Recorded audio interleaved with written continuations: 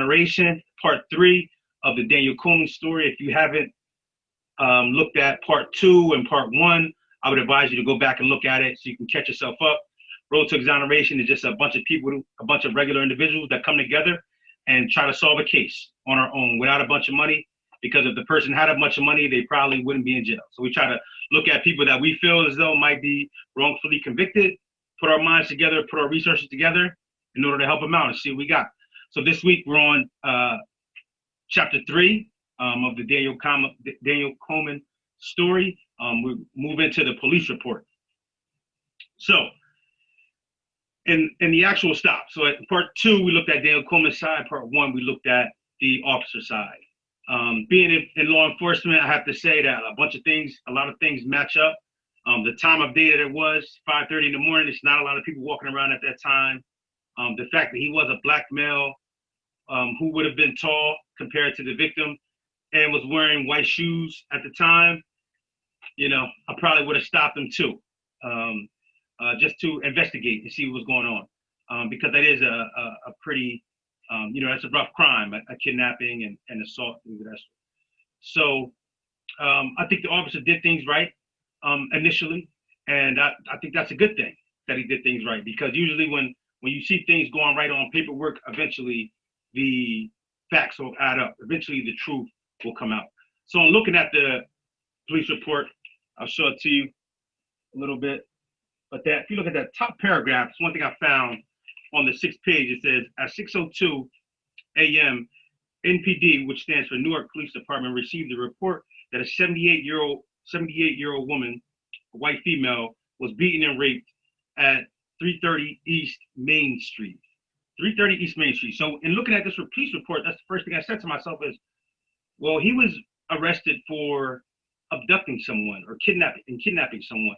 Why would a rape and an assault be on his paperwork? So through further investigation, what I found out that he was not arrested for just one crime, but he was arrested for 2 crimes. He was arrested for the kidnapping, the robbery, and the sexual assault of the female at the ATM, the 22-year-old female. And then he was also arrested for another crime that happened on the same morning, which was the rape and the brutally beating of a 78-year-old woman. The facts of that case are tragic. She was asleep at night. Guy comes in the window, beats her half to death, and rapes her, which is horrible. So he was arrested for both crimes at the time, and we couldn't figure out why he wasn't charged with both crimes. So he got arrested for both crimes, but wasn't charged for both crimes, and that's important. So I'll share the screen with you real quick. Bear with me, it's my first time doing this. This is a map right here of Newark, Delaware. So the the kidnapping victim, she was at an ATM right around here. She was forced inside of the vehicle, drove down East Main Street, made the right on College, then made another right on to Cleveland Avenue. At the point where she got around here is where she jumped out of the vehicle and went into a pizza shop. She said the suspect then left out and vanished. So if you look over here, this right here, Main Towers, this is where this is where the rape and assault happened at on that morning.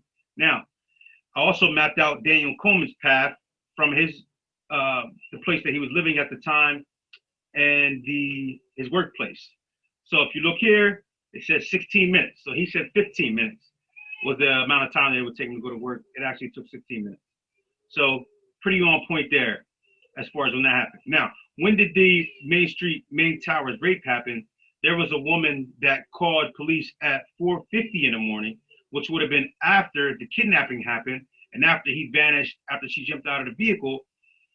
A woman that lived next door to the rape victim had called police and said that she heard a male trying to get into her window. So she called the police. Police came, didn't find anybody. And it's important to why he didn't get charged for that particular crime, which goes back to the kidnapping. Now, the reason why they thought he did both crimes is because the suspect, black male, tall, were similarly described by both victims. But next chapter, we're going to look at exactly what the evidence was and why he didn't get charged with both crimes. So thank you again, Arthur Rashad, fatherless son. Take care. Have a good night. Love yourself. Love others. Be safe out there.